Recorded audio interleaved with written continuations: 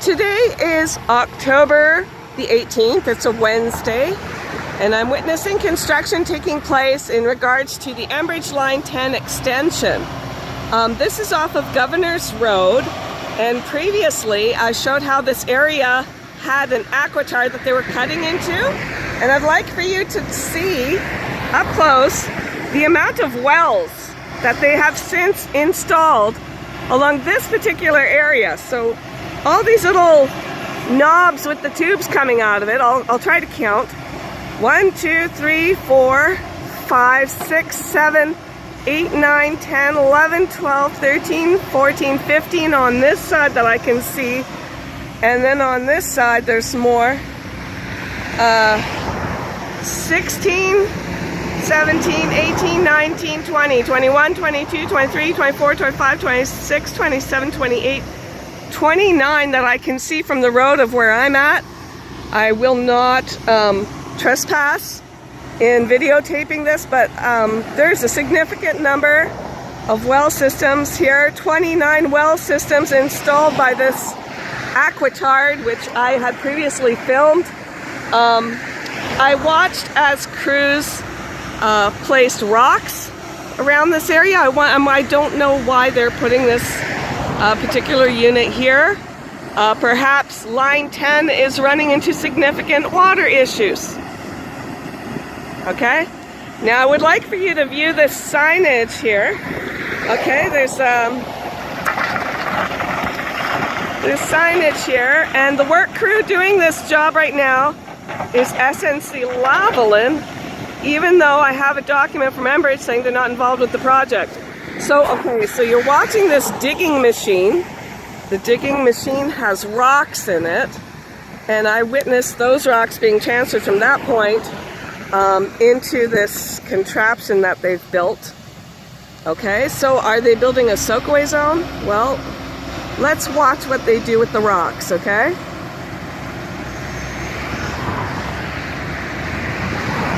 You see what they're doing with those big rocks. I think they're running into water issues. I think it's probably adding cost to their project too.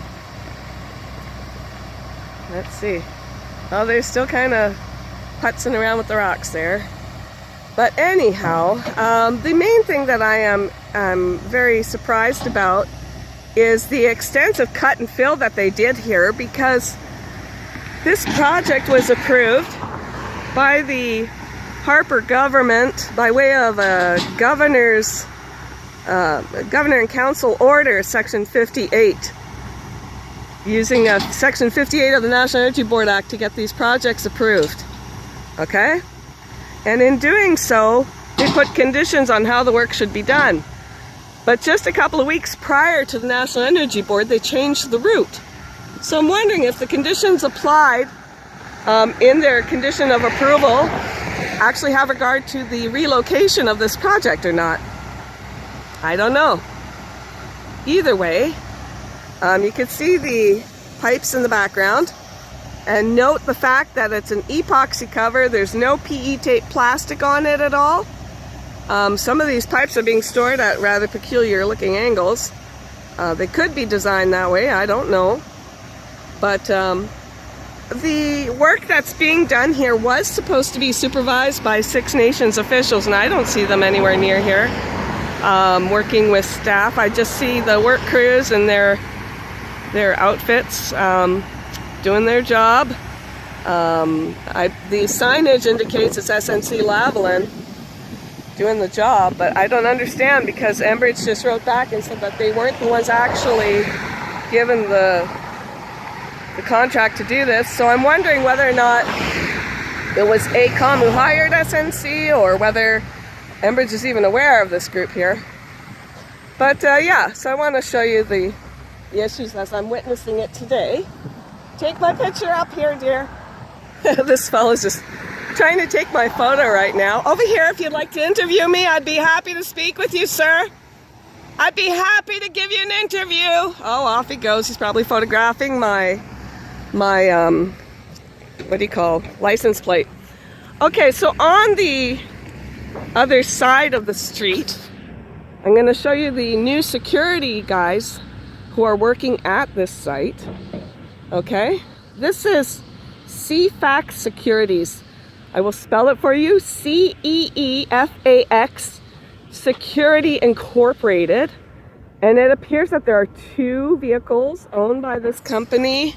Oh, they're the same make and model. I can't really verify whether they own it or not, but I can verify that they look like twinsies. They look like they're owned by the same company. Okay, so I'm just going to show you the amount of displacement of the cut and the fill happening here. This is adjacent to cornfields, okay?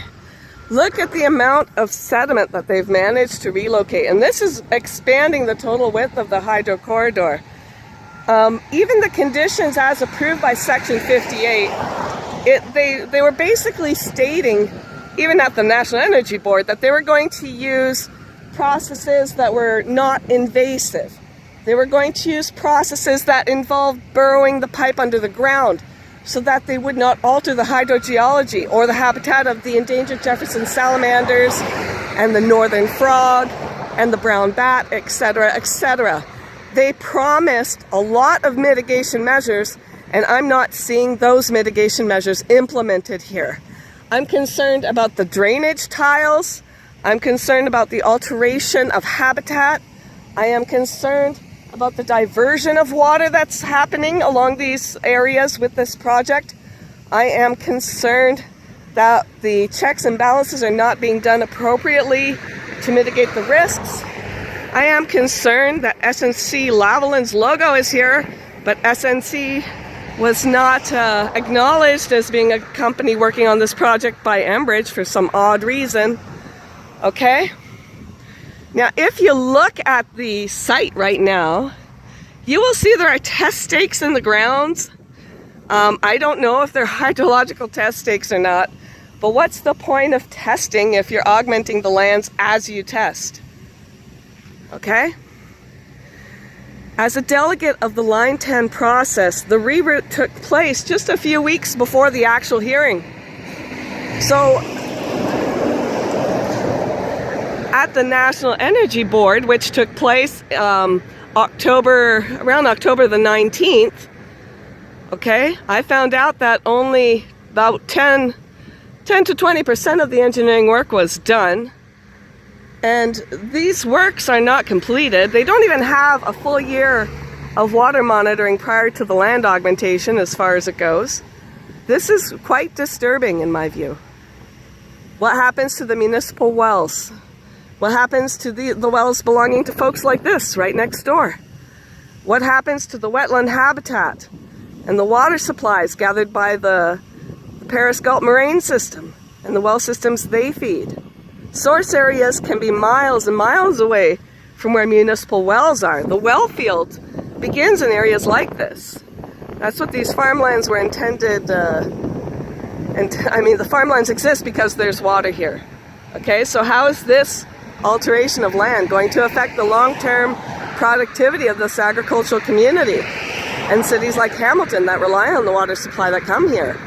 Six Nations, Brantford, Paris, all the tributaries like the Grand River that get the recharge from this zone. How will these projects affect? Okay, there's so little data to show what the true risks are.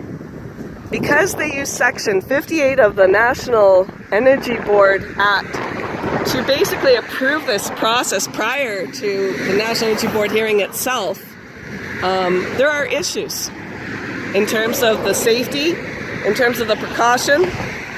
You know, test stakes are still up here. Well, how good are those tests when they're cutting into the land like this so dramatically? How good are these tests when they're doing this with the wells, diverting water? Where's that water going? How's that water going to be used? Where are they moving that water? Is that water going to be sent to a tributary? Is that water going to be offset to some other location? The risks of this entire project is that this area we're standing on right now has a geological foundation which includes limestone, which is water soluble. I'll wait for these cars to go by. So you have this series of hydro corridor here, all these towers. Who's to say that the land augmentation they're not doing is going to somehow affect the support structure for these towers. Okay?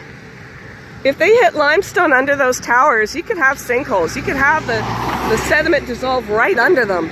And that could cause serious expenses. And who's going to pay for that? Okay? There's a lot of water being diverted here. I'd really like to know where the water is actually going. Okay? So those are the concerns I have today on Wednesday, October the 18th. 2017 regarding Enbridge Line 10.